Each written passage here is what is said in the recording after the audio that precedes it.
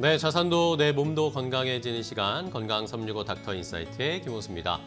자, 오늘은 또 여러분들의 자산을 지킬 수 있는 건강도 함께 지킬 수 있는 방법을 알려드릴 건데요.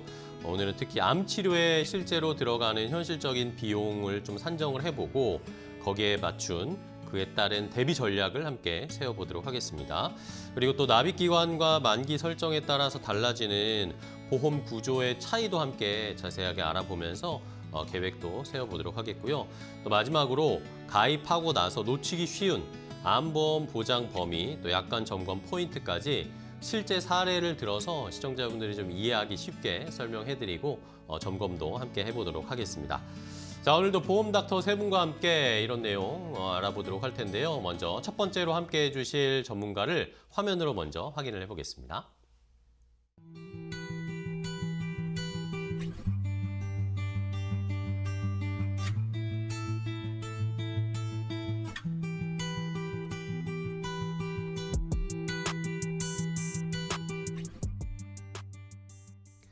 자, 첫 번째 함께할 보험 닥터 화면으로 만나보셨는데요. 함께 인사 나누고 본격적으로 이야기 나눠보도록 하겠습니다. 오늘은 메타리치 맵그룹의 이한나 전문가와 함께하겠습니다. 전문가님 안녕하세요.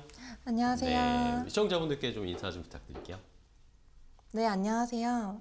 통계와 수치를 바탕으로 합리적인 보장을 안내하고 가입부터 청구까지 믿고 맡길 수 있는 전문가 보험비서 이한나입니다. 네, 반갑습니다. 자, 이한나 전문가와 함께 우리 보험 닥터와 함께 어떤 이야기를 또 나눠볼지 먼저 첫 번째 시청자분의 사연을 역시 이번에도 받아봤습니다. 시청자분의 사연 어떤 게 궁금하신지 확인하고 계속 이야기 이어나가 보도록 하겠습니다. 함께 보시죠. 안녕하세요. 방송을 자주 시청하는 시청자입니다. 50대에 접어들면서 주변에 암 환자들이 많아지니까 괜히 내 보험은 잘 되어 있는지 걱정이 되더라고요. 그래서 찾아보니까 암 치료 비용도 예전이랑은 다르게 많이 든다고 하고 또 보험 종류도 너무 많아져서 암보험을 다시 어떻게 준비하면 좋을지 고민입니다.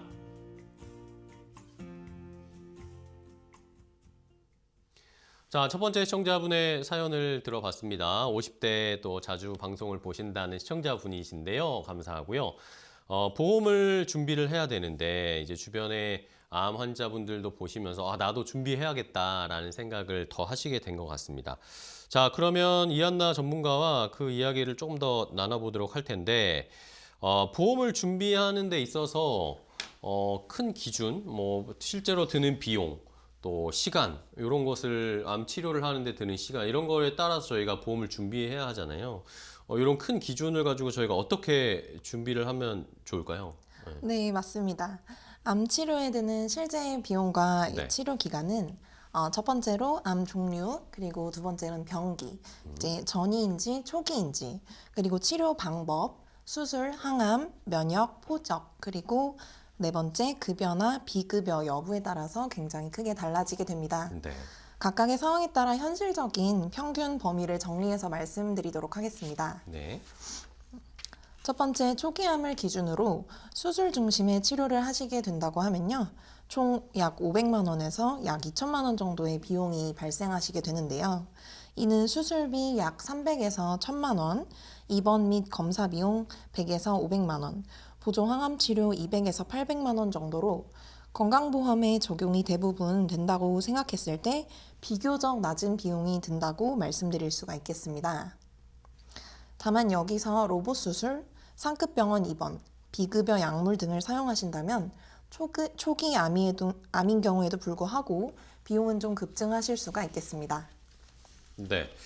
자, 말씀을 해주신 것처럼 어쨌든 요 기수별로 병기에 따라 치료 비용이 좀 다른데 뭐 시청자분들이 이걸 되게 뭐 많이 들겠지라고만 막연하게 생각하고 계실 텐데 요걸 보니까 병기에 따라 좀 달라질 수 있는 것을 이해하기가 좀 쉬운 것 같아요. 그러면은 결국에는 이 기수가 더 높아지고 병이 심해지는 상황이 갈수록 수술을 더 해야 되는 상황이 많아지고 항암 치료를 해야 되는 상황이 많아지면 비용이 자연스럽게 늘어날 수밖에 없을 것 같은데 그러면은 이 단계에서는 저희가 어느 정도 액수라고 좀 생각을 하면 좋을까요? 판단을 하면 좋을까요? 네, 말씀해주신 것처럼 중기 이상 암이 진행되신 경우에는 수술과 항암 약물을 6개월에서 1년 이상, 그리고 방사선 치료도 함께 병행을 하시게 되는데요. 네. 이때 항암 약물 비용에서 굉장히 큰 차이를 느끼실 수 있을 겁니다. 항암 치료 약물은 대표적으로 표적항암제, 면역항암제를 말씀드릴 수 있는데요. 이를 사용해서 장기적으로 투약하게 되는데 이 비용이 평균적으로 1회 최소 400에서 최대 800만 원, 평균 치료 기간을 1년이라고 생각하셨을 때는 최소 5천만 원에서 1억 원 가량 발생되고 있는 것이 평균입니다. 그래서 가장 현실적인 고비용 구간이라고 생각을 해주시면 될 것 같습니다. 또한 방사선 치료의 경우는요. 방사선 종류에 따라서 건강보험이 적용되는 방사선도 있지만 건강보험이 적용되지 않는 비급여 치료가 장비와 레이저 종류 그리고 암세포 조직을 타격하는 정밀도에 따라서 비용이 굉장히 크게 달라지게 되는데요. 가장 기본적인 방사선 치료의 경우는 세기조절 방사선이라고 해서요.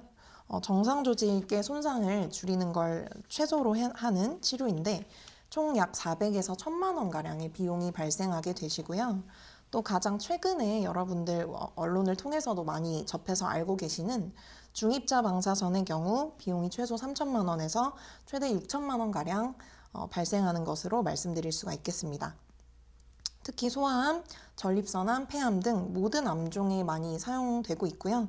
체감상 집한체 치료라는 말이 나오게 되는 구조입니다. 네. 자, 이게 뭐 말씀을 해주셨지만 뭐 기본이 다 1,000만 원단위고 몇 천만 원 이렇게 네. 나오면 부담스러울 수밖에 없겠죠. 뭐 환자분들 암 진단 받으면 일단 뭐 정신적으로나 스트레스나 충격이 엄청나실 텐데 이런 액수를 들으면 또 더 가슴이 무거워질 수밖에 없는 치료 비용 때문에 더 크게 놀라실 것 같아요. 네, 맞습니다. 이제 특히 방사선 치료의 경우가 수술비보다 저렴하겠지라고 생각을 하시게 되는데요. 암이 림프절까지 전이 됐는지, 즉 병기에 따라서 정밀 치료가 필요하신 경우가 많기 때문에 비용은 점점 늘어나시게 될 수밖에 없다라고 말씀드리고 싶습니다. 네. 그러면 이렇게 부담이 말기로 중기 말기로 이렇게 가면 더 부담스러워질 수밖에 없는 상황인데 이 치료 비용에 대해서 그럼 실질적으로 어떻게 대비를 하고 준비를 할 수가 있을까요?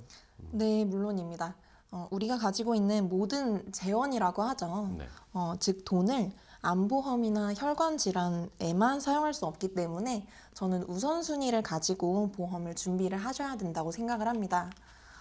이는 가장 기본적으로 암 진단 이후에 항암하시는 기간 동안에 생활비 공백을 막아줄 수 있는 진단금의 경우를 최소 내가 사용하는 최소 생활비 곱하기 12개월, 즉 약 1년 동안의 집중치료 기간 동안 최소한 먹고 살 걱정은 없도록 준비를 해두시는 게 굉장히 중요하고요.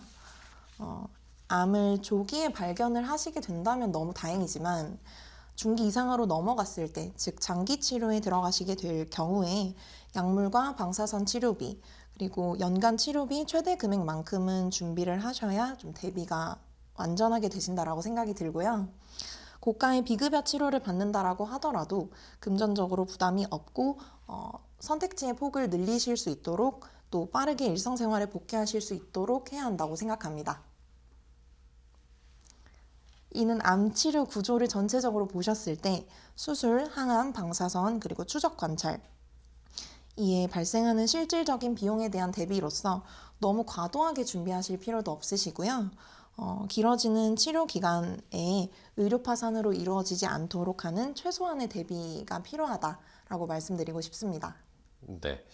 자, 이렇게 이한나 전문가님과 암의 실질적인 치료 비용에 대해서 설명을 들어봤는데, 그러면은 이제 어느 정도 뭐 치료 금액은 이 정도가 들고, 그럼 거기에 대비할 수 있는 선은 우리가 대략 기준이 잡힌 것 같습니다. 그러면은 우리 시청자분들께 또 마지막으로 더 해주고 싶은 말씀이 있으실까요? 네, 여러분들이 뭐 오늘 방송 통해서 납입하시는 보험료 중에서도 불필요하거나 중복되는 것은 없는지, 그리고 명확하게 암 치료를 예를 들었을 때 필요하신 금액을 보장받으실 수 있는지 등을 기준을 가지고 준비하시는 게 꼭 필요하다고 말씀드리고 싶고요. 또 오늘 내용이 많은 분들께 도움되고 또 이를 통해서 다시 한번 내 보험 점검해보고 기준을 좀 명확히 세워볼 수 있는 시간을 가지시면 좋을 것 같습니다. 네, 알겠습니다.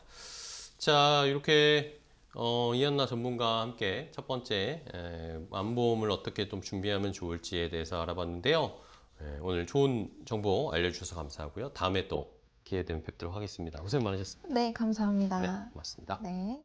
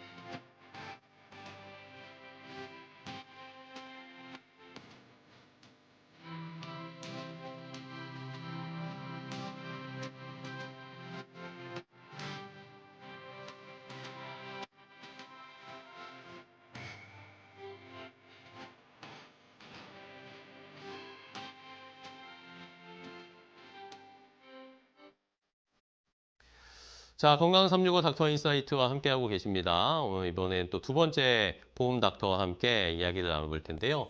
어떤 분이 함께 해주실지 두 번째 보험 닥터를 화면으로 소개해드리겠습니다.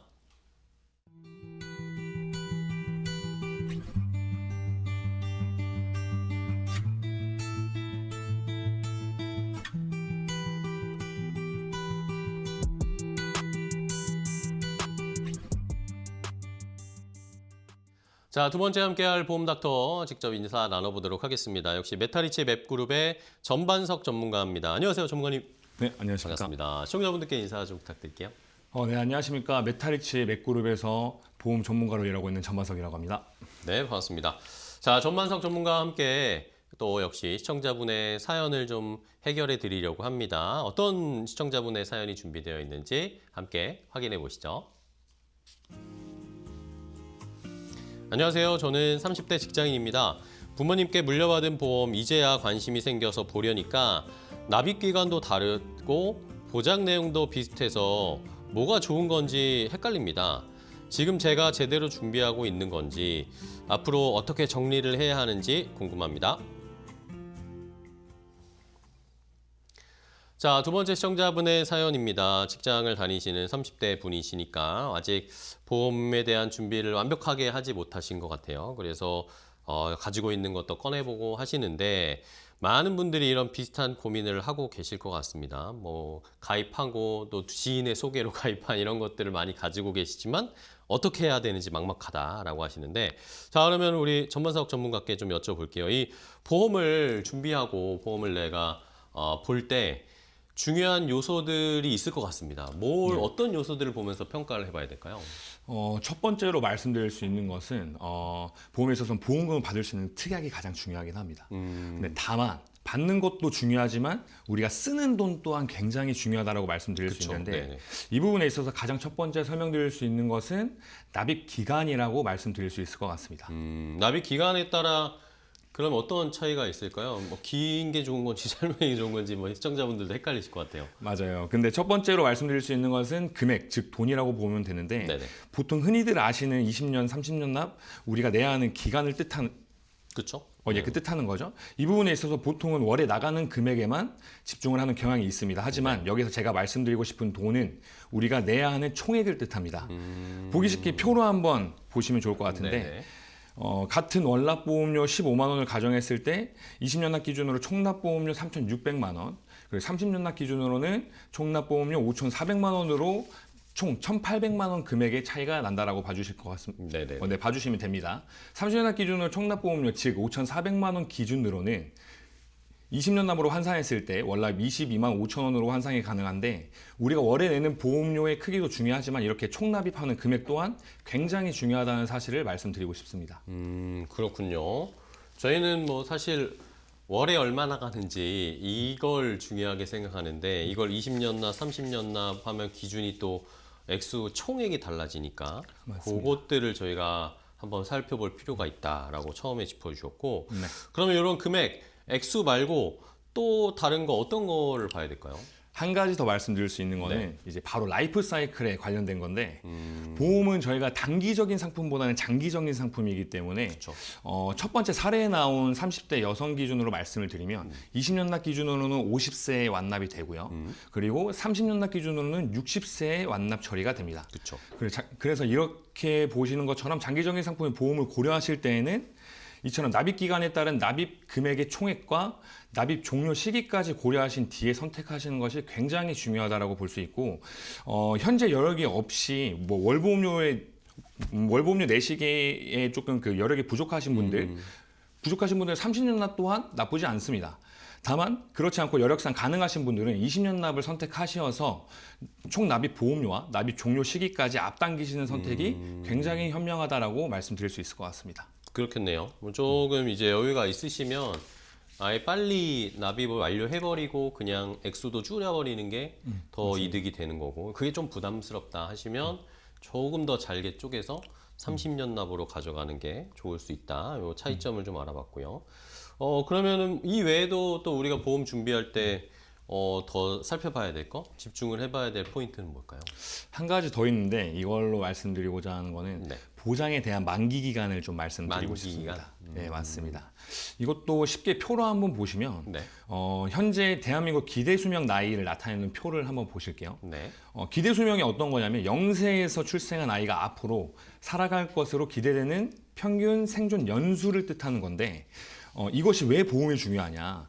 우리는 평생 인생을 살아갈 수가 없습니다. 때가 되면 사망하는 시기가 분명히 찾아옵니다. 그렇죠.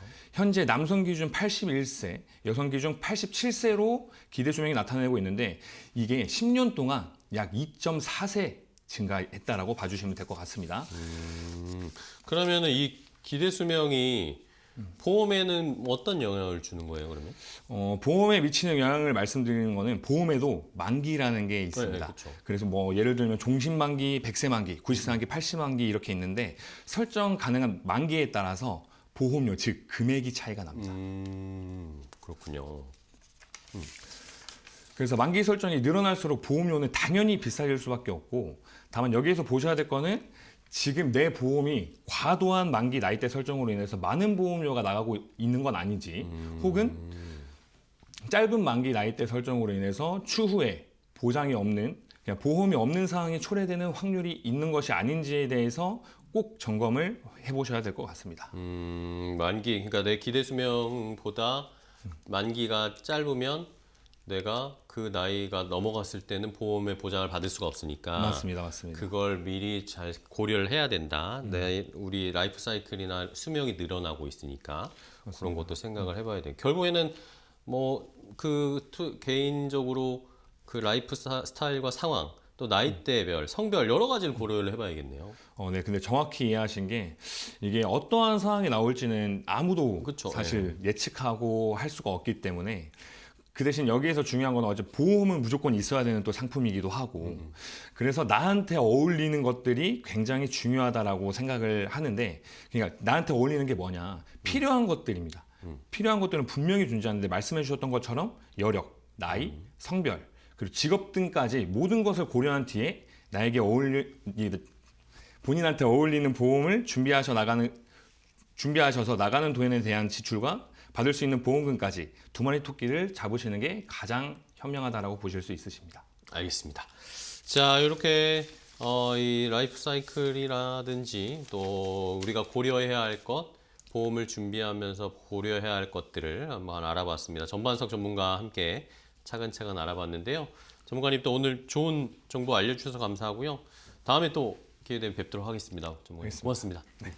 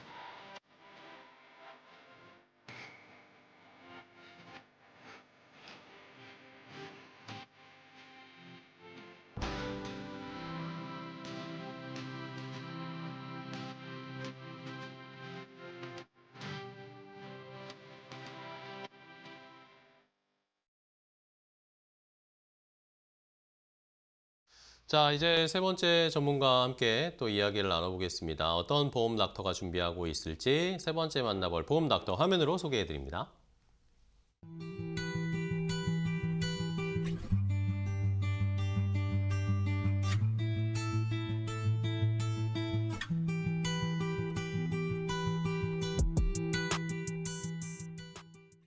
자, 세 번째 함께할 보험 닥터 소개해드립니다. 메타리치 맵그룹의 김영주 전문가입니다. 전문가님 안녕하세요. 안녕하십니까. 네, 반갑습니다. 시청자분들께 인사 좀 부탁드릴게요. 네, 안녕하세요. 현장에서 고객님들의 암보험의 지급과 치료비에 대해서 설명드리고 상담 도와드리고 있는 전문가 김영주라고 합니다. 네, 반갑습니다. 자, 김영주 전문가와 함께 역시 시청자분의 사연을 들어보고 또 거기에 맞게 해답을 알아보도록 하겠습니다. 세 번째 시청자분은 어떤 고민을 가지고 계실지 바로 공개하도록 하겠습니다. 안녕하세요. 날씨가 따뜻해지면서 건강검진을 준비하고 있는 40대 남성입니다. 건강검진을 기다리면서 혹시 모를 질병에 대한 두려움이 좀 생기더라고요. 무엇보다 이번에 뉴스를 보니까 남성암 1위가 전립선암이라고 하던데 더욱 걱정이 됩니다. 건강검진이 한 달 정도 남았는데 지금 가입해도 보장을 받을 수 있는 그런 암보험은 없는지 궁금합니다. 자, 세 번째 시청자분의 사연을 봤습니다. 40대 남성분이신데 건강검진을 이제 한 달 정도 앞두고 미리 좀 암을 준비해 보고 싶다라는 그런 사연을 주셨어요. 김영주 전문가님과 이야기를 좀 나눠보겠습니다. 네. 네, 오늘의 주제인 암보험에 대해서 설명을 드릴 건데요. 네네. 다들 이런 말 들어보셨을 겁니다. 살면서 암보험이랑 실손보험은 꼭 필요하다. 앵커님도 혹시 이런 얘기 들어보셨을까요? 네, 많이 듣죠. 네, 많이 듣고 있습니다. 실제로 저희는 뭐 어머니 세대 때 보험을 준비할 때 많이 그런 이야기 전문가분들 집에 막 찾아오셔서 그런 얘기도 많이 들었고, 네, 제 친구들 중에도 그런 보험 쪽 하는 일이 있어서 많이 얘기를 들었습니다. 네, 맞습니다. 실제로 질병 사망의 1위가 암이기 때문인데요. 저희가 사망 통계를 보면 질병 사망 1위가 암으로 37% 정도 차지를 합니다. 네. 저희 남성 경우에는 5명 중에 2명이 암으로 사망을 하게 되고 여성분들도 3명 중 2명으로 흔하게 발생하는 질병이 암으로 보시면 될 것 같습니다. 네. 그렇기 때문에 저희가 주변에서 암보험 꼭 필요하다라는 얘기를 많이 듣게 되죠. 그러면 전문가님, 이렇게 암의 발생하는 이 빈도가 높은데 그러면 이거를 보험으로 어떻게 준비를 해야 됩니까? 네, 맞습니다. 요즘에도 그런 생각을 하셔야 되는데 예전에는 암은 불치에 가깝다라는 말을 많이 했고요. 네, 그렇죠. 걸리면 힘들다라는 얘기를 많이 했습니다. 하지만 요즘엔 치료에 대한 특약들이 많이 좋아지면서 암에 대해서 의학 기술이 되게 많이 좋아졌거든요. 그렇죠. 이로 인해서 10년마다 암 생존율이 10%씩 올라간 거를 통계로 확인하실 수가 있는 부분이 있습니다. 네네. 다만 생각하셔야 될 게 여기서 하나 있는데 네. 예전에는 암에 대한 치료가 수술을 하고 부작용이 큰 치료들로 많이 이루어졌다면 현재는 부작용은 좀 낮고 완치율이 높은 치료들이 많이 생겼다는 점을 좀 기억하셨으면 좋겠습니다. 네. 혹시 사회자님도 치료를 하게 되신다면 네. 부작용이 적고 치료율이 높은 치료제가 있다고 한다면 선택하실 건가요? 당연히 그래야죠. 부작용 적고 완치율이 높은 게 저의 생명 연장을 해주지 않을까요? 왜 이런 질문을 하시는 거죠? 현재 부작용이 적고 치료율이 높은 치료들이 많긴 한데요. 네네. 이에 대한 치료비에 대한 부담이 크기 때문에 제가 사회자님께 한번 비싸군요, 이런 게. 여쭤봤습니다. 이 신의료기술로 인한 치료비들은 소비자분들한테 비급여로 다가와서 그쵸. 실제적으로 치료 비용이 많이 고가로 발생하는 부분들이 있다는 말씀을 좀 드리고요.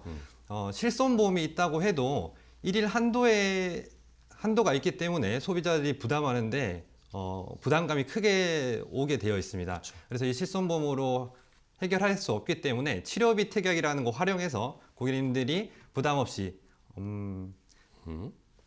부작용이 적고 완치율이 높은 치료들을 병행하시면 좋겠다라는 얘기로 한번 말씀드려 봅니다. 네.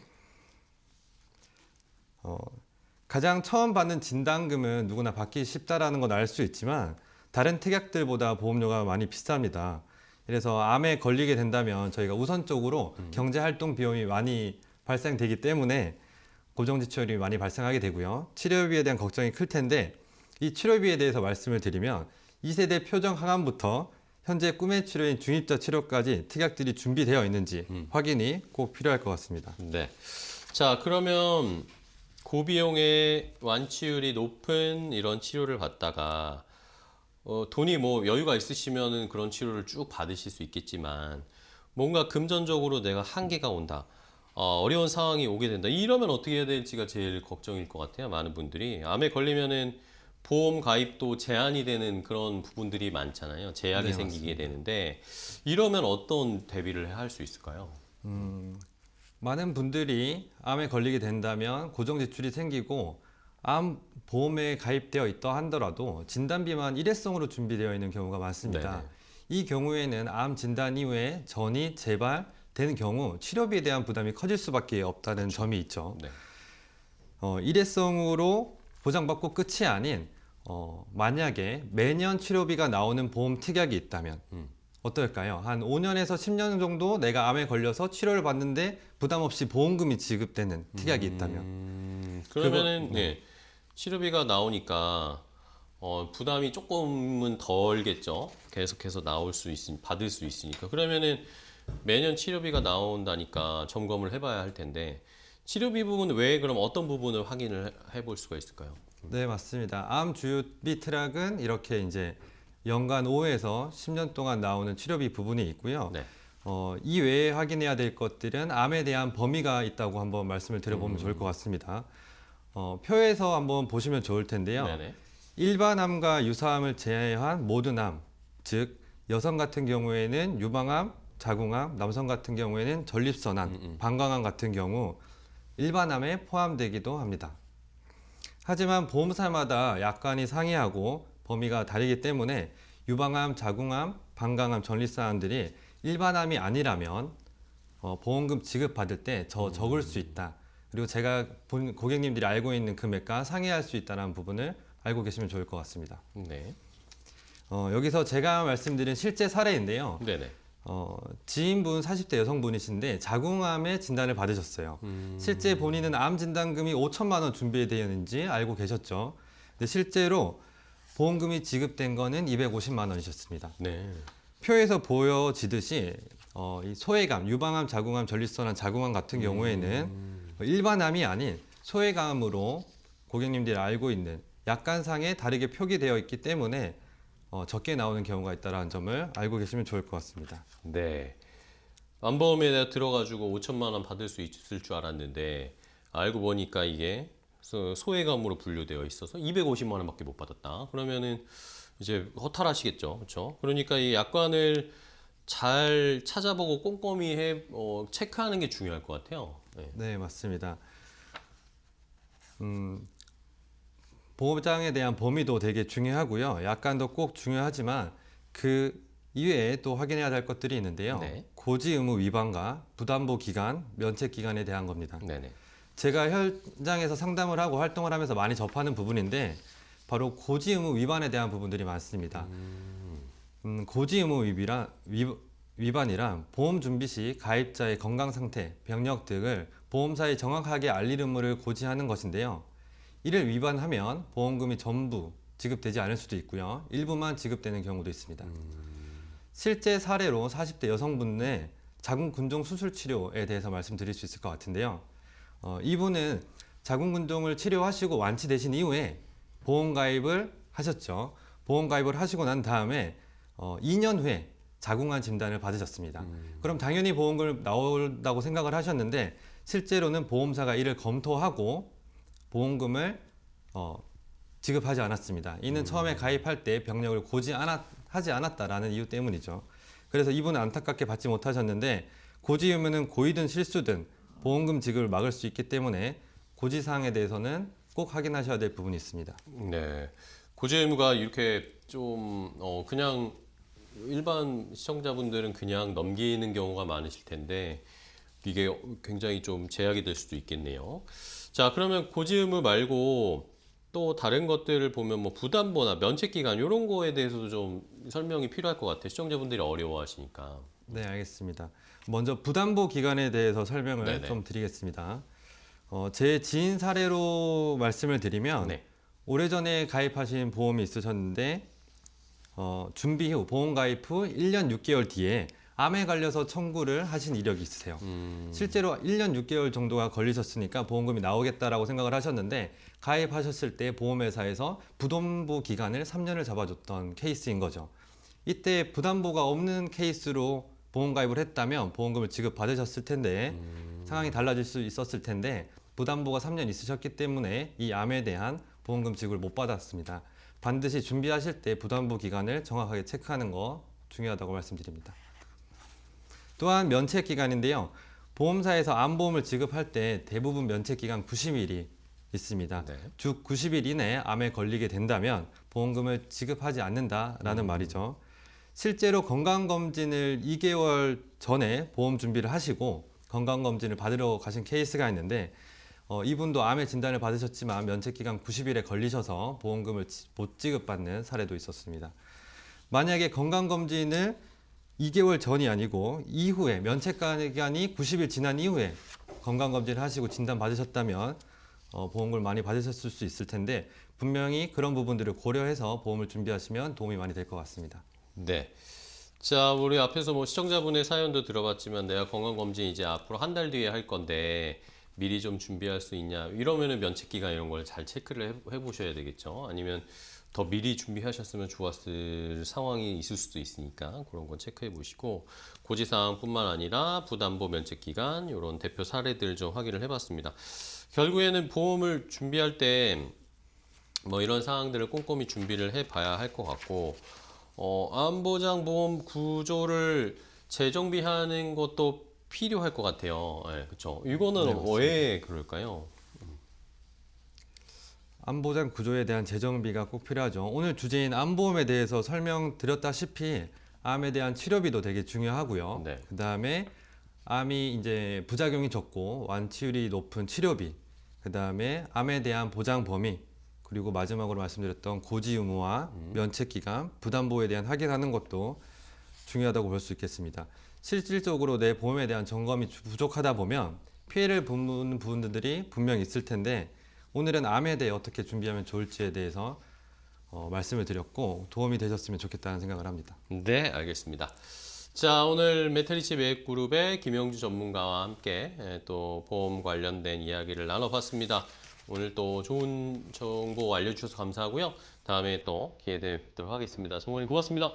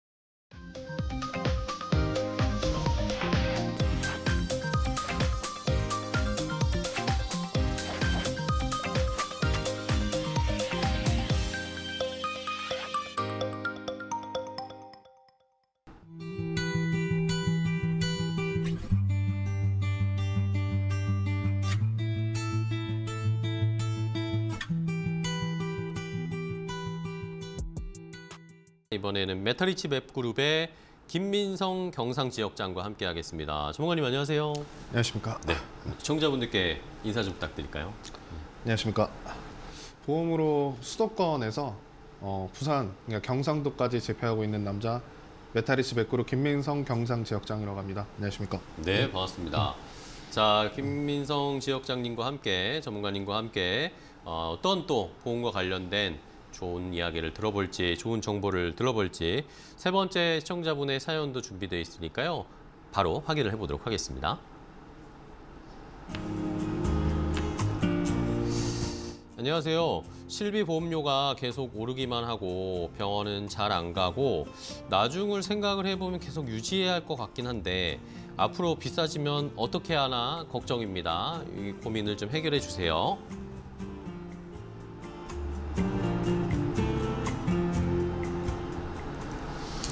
자, 마지막 세 번째 시청자분의 사연 뭐 짧지만 많은 분들이 공감하시는 아마 그런 내용이실 겁니다. 내가 실손 의료비, 실손 보험을 하나씩 가지고 계실 텐데 이걸 내가 병원을 뭐 자주 가시는 분들이라면 너무 유용하게 사용하고 계시겠지만 이게 또 내가 병원을 잘 안 가는데 굳이 내가 이걸 가지고 있어야 하나? 보험료는 또 점점 오르는데 어떻게 하나 고민이 있으실 것 같습니다. 자, 그래서 김민성 전문가와 이야기를 나눠보도록 할 텐데요. 자, 일단은 뭐 말씀을 해주신 것처럼 시청자분의 이 실손 의료비 관련해서 어떻게 저희가 좀 준비를 하면 좋을까요? 일단 제가 오늘 준비한 내용 같은 경우는 다소 좀 무거운 내용일 수도 있습니다. 아, 들으셨을 때 정말 이렇게 될까? 처음 듣는 얘기인데 내 설계사는 이렇게 얘기 안 해주던데라고 처음 들으셨을 수도 있는 무거운 얘기인데 제가 설명을 좀 드리자면 대한민국의 실비의 가입자는 약 한 95% 정도 된다고 합니다. 혹시 앵커님도 실비를 좀 가지고 있으실까요? 네, 가지고 있죠, 저도. 그렇죠. 실비 같은 경우에는 거의 대한민국 모든 사람들이 가지고 있을 정도로 어떻게 보면은 건강보험과 어떻게 보면 옆에 있는 파트너라고 볼 수가 그쵸? 있는데 네. 향후 저는 이렇게 좀 말씀을 드리고 싶습니다. 실비가 여기 앉아 계신 앵커님 그리고 그리고 제가 알고 계시는 모든 분들의 이 실비가 향후 10년 뒤에는 의미가 없어질 수 있다 혹은 없어질 수 있다라고 말씀을 좀 드리고 싶은데 네. 없어질 수 있다고요? 네. 왜요? 혹은 의미가 없어질 수 있다고 말씀을 가지고 드리고 있어도 네네. 의미가 없을 수도 있다? 네, 맞습니다. 왜 그럴까요? 보통 제가 이런 질문을 드리면 거의 10분 중 10분은 어이없어 하세요. 네. 처음 듣는 얘기니까. 그렇게 생각들을 하시는데 제가 왜 그렇게 설명을 드렸는지 그 말씀을 좀 네네, 드리도록 좋습니다. 하겠습니다. 자료를 좀 보여드리자면 네. 지금 이 자료는 이 기사는 작년 10월 달에 올라온 기사입니다. 그러니까 저출산 고령화로 2028년 건강보험 고갈이라는 제목으로 올라왔는데 사실상 이 건강보험료는 2025년도부로 남아있는 재정은 어느 정도 사용이 됐고요. 네. 준비금으로 남아있는 금액을 쓰고 있고 여기 나와 있는 기사처럼 2028년도부터는 매년 많게는 1조에서 2조씩 적자가 날 예정으로 기사가 올라왔는데 사실 이 자료는 굳이 제가 보여드리지 않아도 네. 네이버에 검색을 해보시거나 유튜브에만 검색을 해보셔도 굉장히 많이 나와 있는 자료라고 좀 맞아요. 생각해 주시면 네. 좋을 것 같습니다. 이게 왜 이렇게 됐냐면 과거에 저희 부모님 세대죠.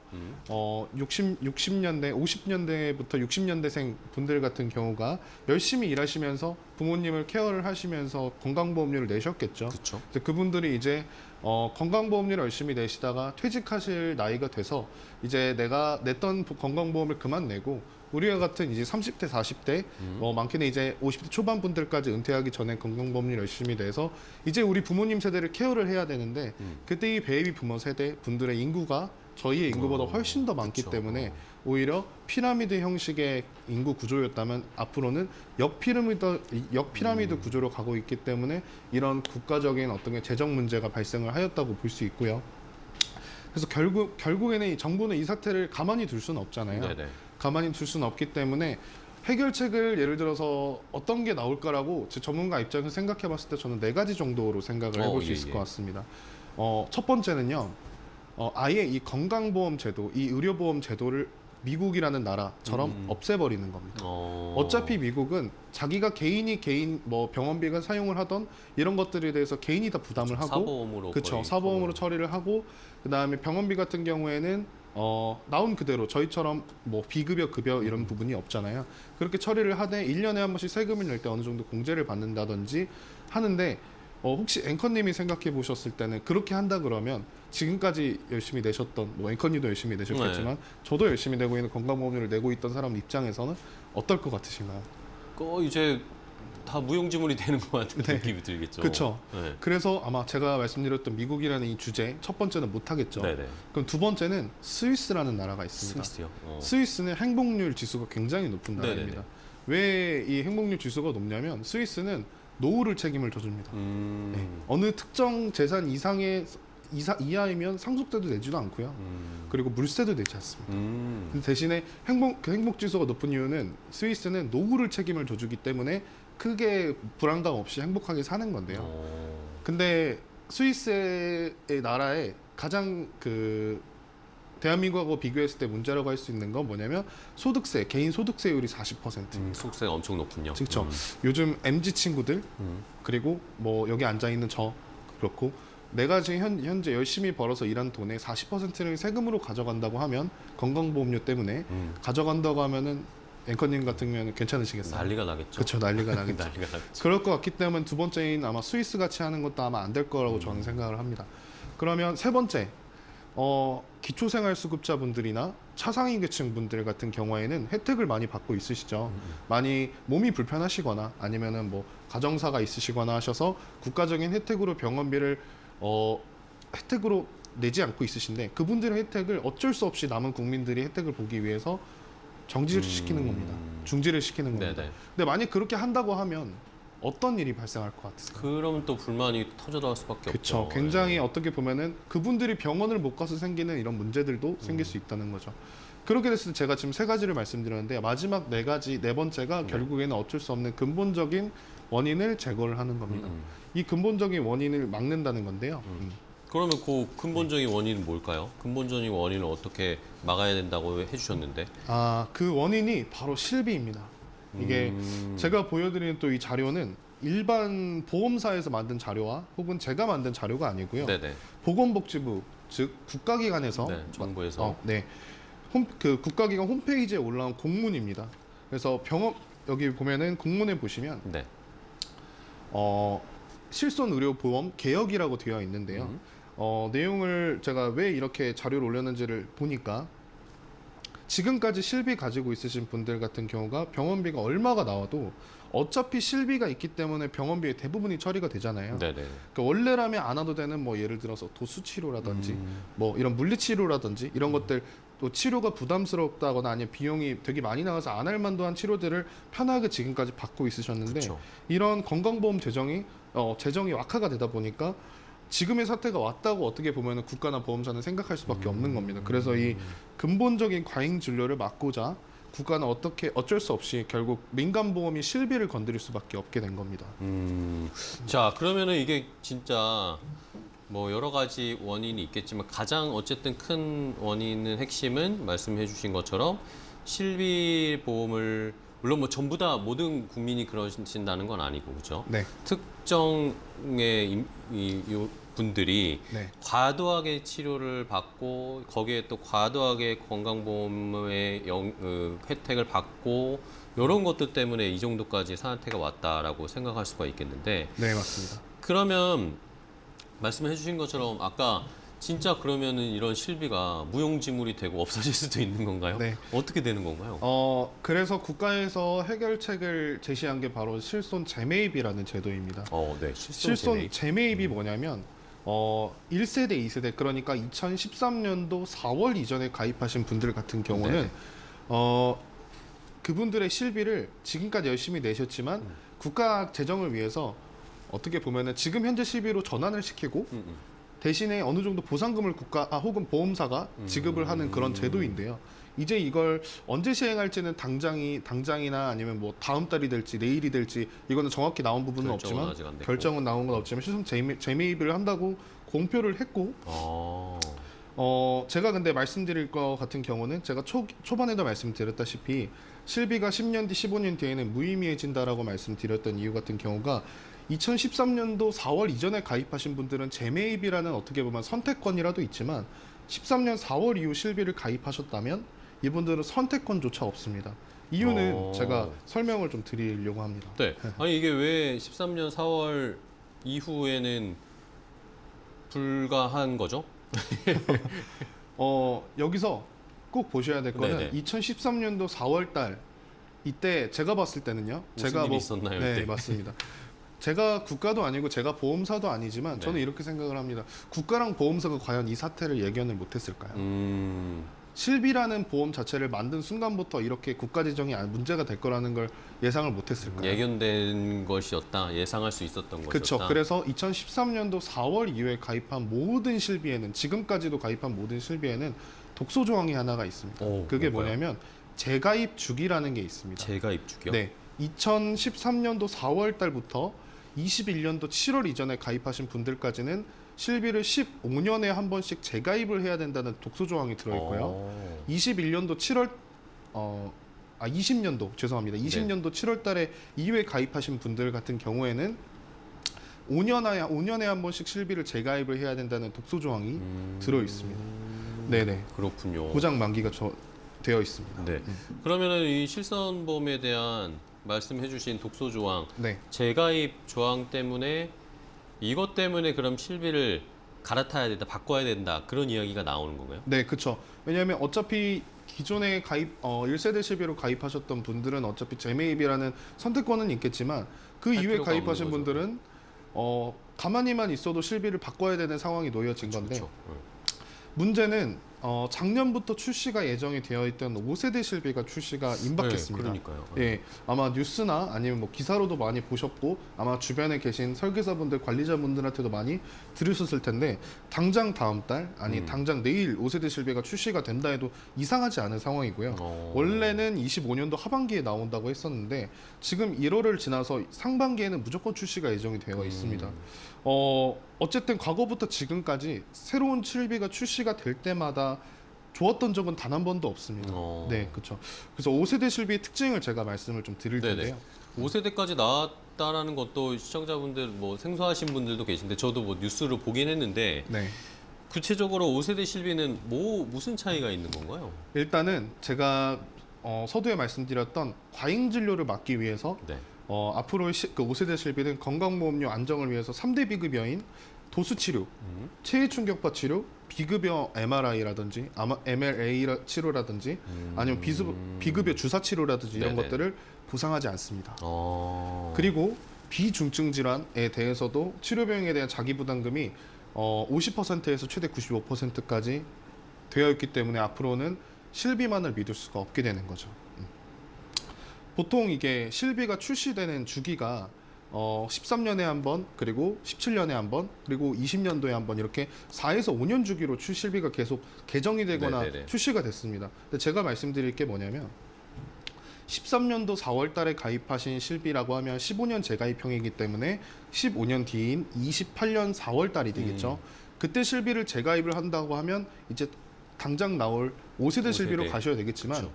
예를 들어 20년도에 가입하신 분이라면 15년 뒤인 35년도가 35년. 됐을 때 그때 6세대 실비가 나올지 7세대 실비가 나올지는 아무도 예상을 할 수가 그렇죠. 없다는 그럴 겁니다. 수가 없죠. 근데 보통 주기는 그렇게 되어 있기 때문에 이런 것들을 절대 그냥 넘어가시면 안 되는데 결국에는 이 미래의 의료비 리스크를 방어할 수 없기 때문에 절대 실비만 믿고 가시면 안 된다라는 거 꼭 말씀을 드리고 싶고 앞으로 10년 뒤에 실비가 그 의미가 없어질 수 있다는 내용에 대해서 이해를 좀 제가 말씀드린 거에 대해서 하셨으면 좋겠고 그런 네. 부분들을 설명해 드리기 위해서 나왔고 점검을 한번 해보시는 계기가 되셨으면 좋겠습니다.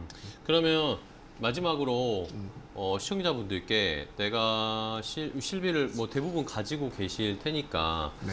어떻게 대비를 하면 좋을지 그 케이스별로 한번 간단하게라도 좀 해법을 알려주시면 마무리를 해주시면 좋을 것 같아요. 어차피 실비 같은 경우에도 5세대 실비를 유지를 하신다고 하셔도 바뀐다고 해도 중증 질환에 대해서 암이라든지 뇌질환이라든지 심장질환 같은 중증 질환에 대해서는 동일하게 보상을 하고 있습니다.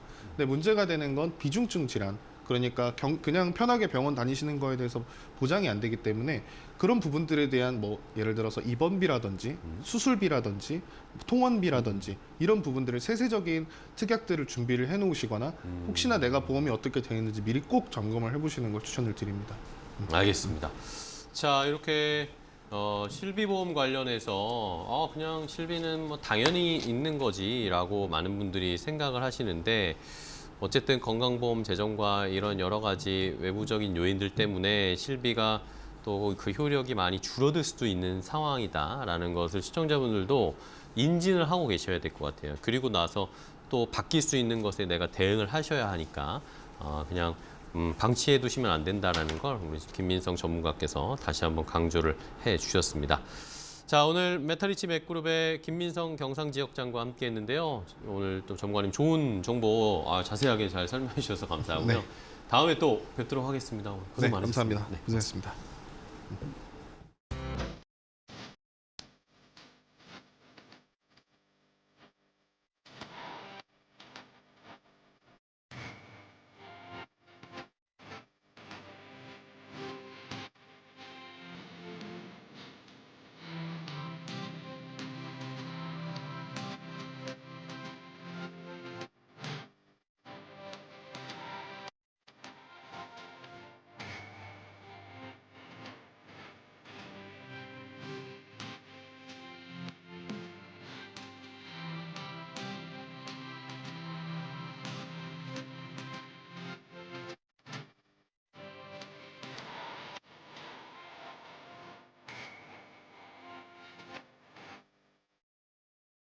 자, 건강 365 닥터 인사이트 오늘 저희가 준비한 정보는 여기까지 전해드리겠습니다. 저희는 내일 또 더 좋은 정보 가지고 찾아뵐게요. 시청해주신 여러분 고맙습니다.